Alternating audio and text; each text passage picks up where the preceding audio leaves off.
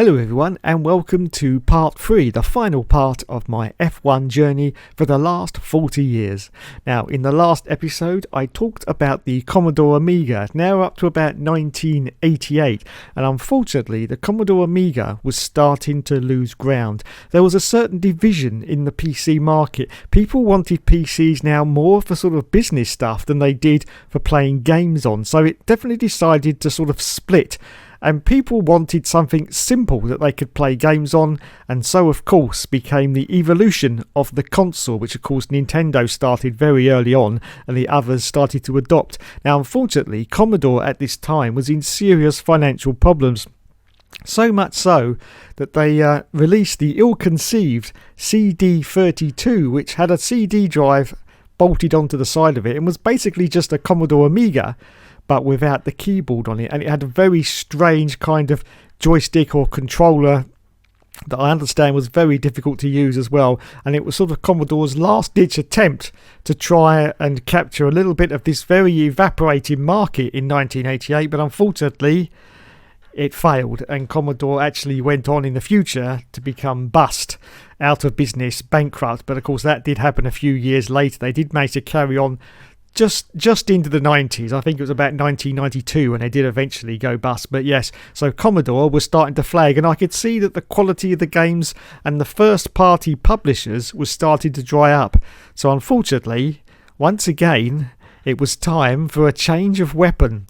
So by about 1992, when basically the Commodore Amiga market was completely stale, I decided to go for this bad boy.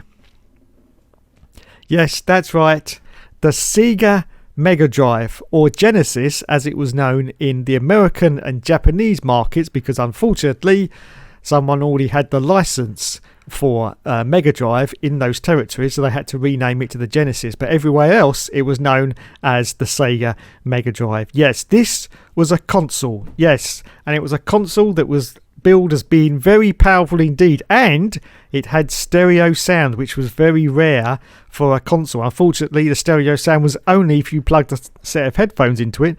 Of course, you could sort of put a jack in and output it to your stereo and have it that way, but there was no actual stereo sound coming out the back of the machine. It was all in mono. But yes, it did have stereo, at least the first models did. When they revised it on the Model 2, they actually removed that jack, so there was no stereo sound output. But yes, this was my bad boy for the 90s.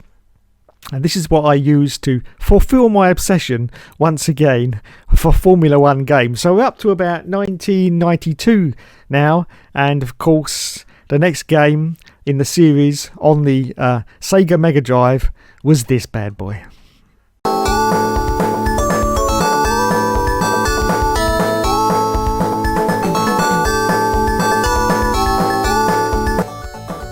Oh yes, this was the game of choice in 1992, Ayrton Senna's Super Monaco Grand Prix. One of the reasons it sold so well is because Ayrton Senna's own voice is actually digitised in the game. Here's some of the things that he says. Congratulations.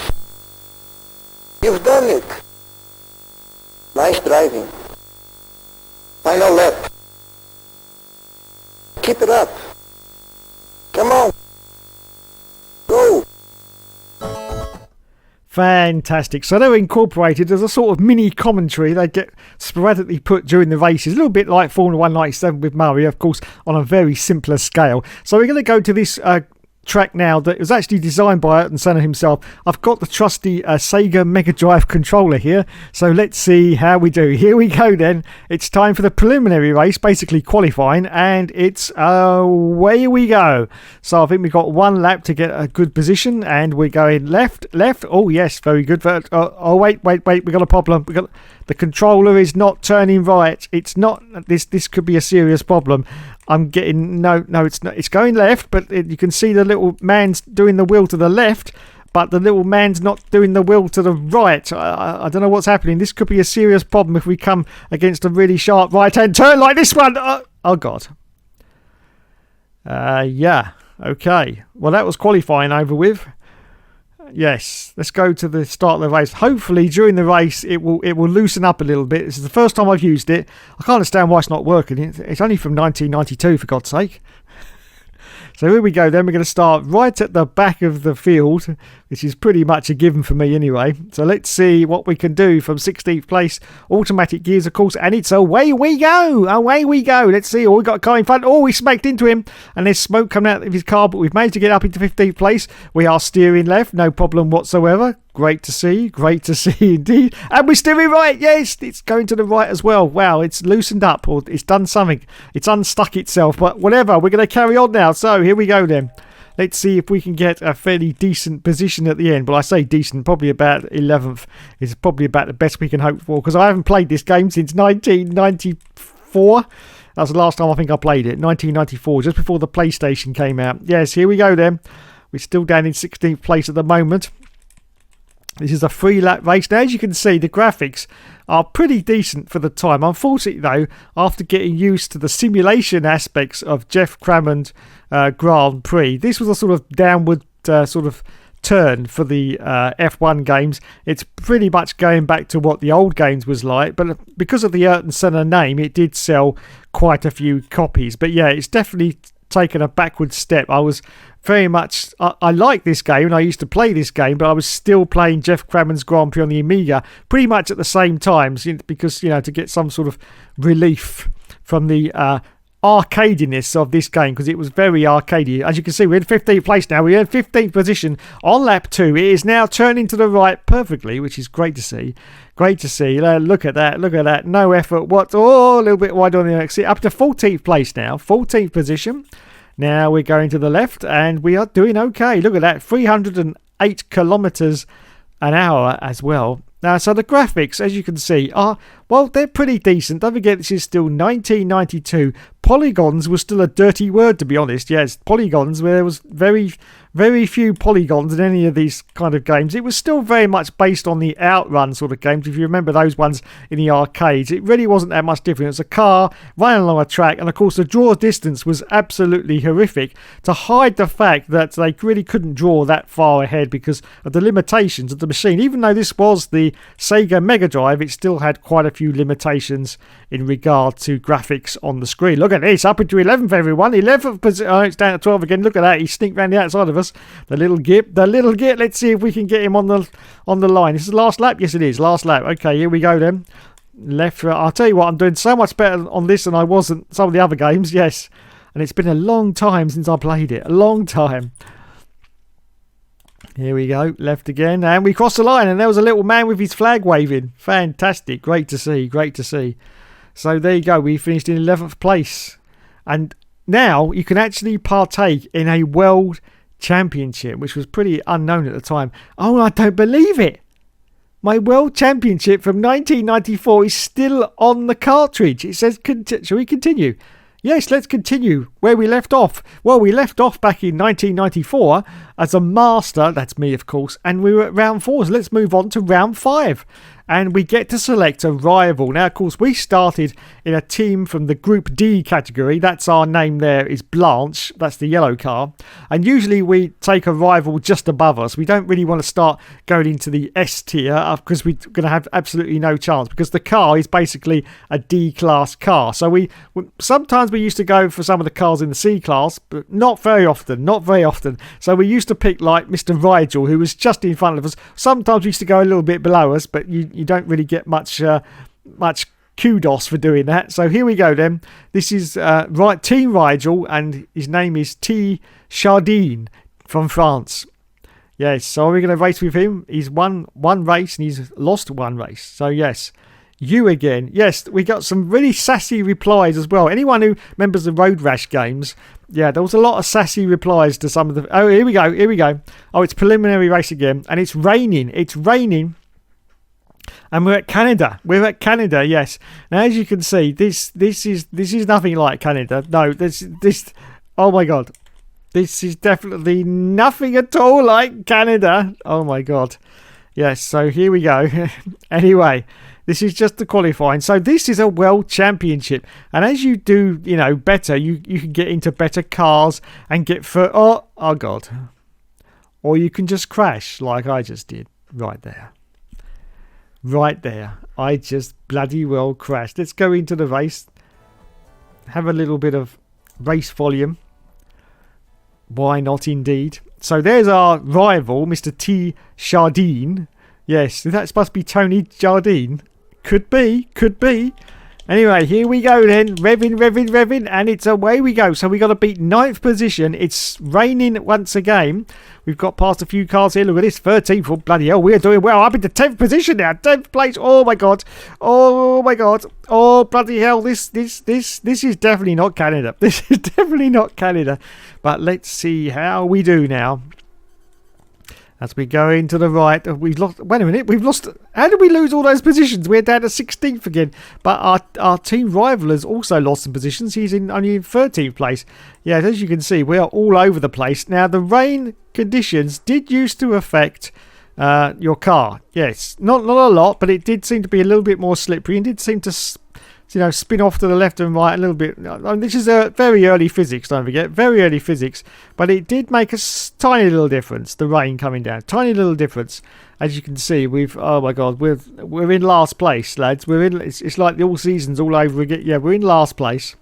Oh god, this is a 6-lap race as well. A 6-lap race. Oh my god.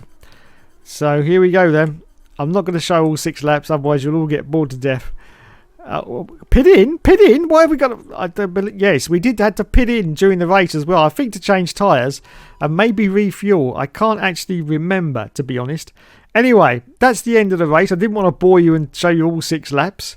And Senna won it. And then you used to get this little cutscene, and unfortunately the footage got a little bit corrupted, but he says don't hold back next time. So that's because we ended up in 16th place. But yeah, so you got these little tiny cutscenes of us returning to the garage, and we used to get comments from our team. Yes. Anyway, that was Ayrton Senna's Super Monaco Grand Prix. Now, this is the next game. Yes, that's right. This is the one that everyone was after in 1992-94. This is Virtua Racing, the first game to feature polygon graphics. Allegedly. Very early polygon graphics. It had a special chip inside the actual cartridge called the SVP chip. Yes. Personally, I think that was a load of old baloney. Yes, and I think they were just using that to get a premium price for this product, because this game was about £80 when it came out, which back in 90 was a lot of money. Anyway, here we go then. We're going to go for the medium circuit. Now look at these graphics, lads. Just look at these graphics. This is 1994, and you can definitely see a precursor to some of the later F1 games starting to shine through. Look at the polygons. Look at this is supposed to be proper 3D polygons in the backgrounds, like mountains and stuff like that. Something that we've never seen before in our racing games. Is it really? I'm not quite sure. Anyway, I'm not doing very well in this game. This game is pure arcade. It's just throttle and brake, and there's nothing really else to do, and I can't brake very well. No. The controller's okay though. It is turning right, but I'm just absolutely useless at it. Absolutely useless. Mind you, this is the first time I've played it since about 1994, so I'm not doing too bad. Not doing too bad at all. But yes, you can definitely see a sort of forerunner. If you look at the original Formula 1 game on PlayStation, it's some of the graphics aren't really that much better. I'm talking about the look of the cars with the big chunky wheels and stuff like that. You had that in the early Formula 1. Of course, obviously a lot better. But the genesis, the start of all that was in this game, Virtua Racing. This game just sold by the bucket load. Once again, unfortunately, it's a return to, oh my God. Hold on. Controller's not working. Controller's completely not working. Hello? Come back to life? No. Oh my God, what's going on? No. We got a problem here, lads. It's not working at all. Hello? Oh, here we go. Oh, it's stuttering. It's stuttering. I think my Sega megadrive is dying. I'm not quite. Here we go. Okay, we're back in. We've lost quite a few. Now, of course, there was no sort of lapse in this. It was just a time limit, and as soon as your time ran out, that was the end of the race, and we've only got 2 seconds. And I think we've blown it. 16th, last place. Game over. So this is the beginning. The beginner level, and we are starting from the pit lane. Yes, you had a proper pit crew, motion capture. I don't think they were motion captured, but they look pretty decent, as you can see. And once again, a forerunner to games, F1 games that came later. This is the beginner track. I think we're going to do a little bit better on this because, yeah, it's just a couple of squiggles, couple of bridges, and that's basically about it. But yeah, I mean, this game, as I said, sold by the bucket load. There's only 3 tracks. In fact, it's only 1 track, and they've just got extra bits on each track, and it's beginner, medium, and expert. But it's basically just 1 track. Yes, and they charged you 80 quid for this, £80 in 1994 for basically 1 track. Yes, I know. Crazy, but as I say, it was this special chip with the graphics and what have you, and it was just absolutely brilliant. But so there you go, this was Virtua Racing, and this was my weapon of choice in 1994. Now sadly, the Sega Mega Drive started to go the same way as the Commodore Amiga, and things certainly took a turn for the worse. Basically, Sega were very reluctant to get rid of their original design, so they just sort of bolted extra bits onto it. They started with the 32X, which was a 32-bit add-on onto the top of the original Sega Mega Drive. Now, I saw some of the games in action for this add-on, and it was at that point that I suddenly realised and thought to myself, this is the end of the Sega Mega Drive. Yes, because after the 32X came the CDX, which was then bolted onto the side of it. And then eventually they started bolting so many bits onto this original console that it ended up a horrendous mess and looked like this. I know. Absolutely crazy, because as I say, they just didn't want to get rid of that original console design, so they just kept adding to it. And at that point, sadly, I thought that was the end for Sega, and it was pretty much getting into the end of Sega. Sega's revenue was starting to drop, and what it needed in the market was someone to pick that up, and of course that someone was Sony. After a deal with Nintendo, which fell through, Sony decided to go it alone and produce their very, very first console. Now, nobody thought this console would be a success, but Sony, of course, having the CD format as the main format of choice, and of course being able to have full motion video cutscenes during the games, came out of the gate very excited, and with good reason, because the PlayStation absolutely beat the competition to pulp. One of the reasons it sold so well in the UK is because of its CD drive. Because it could play music tunes, they actually used to have demos of the PlayStation playing in nightclubs on a Saturday and Sunday night. So yeah, it was one of the great reasons why PlayStation sold so well in the UK. And then of course, in 1996, we had the very first F1 game for PlayStation. And the rest, as they say, is history. Thanks so much for watching, everyone. This has been my 40-year journey through F1 games of the past, and hopefully there'll be more in the future as well. Thanks so much for watching. You've been awesome as always. Hope you've enjoyed the series, and I'll catch you in the next video.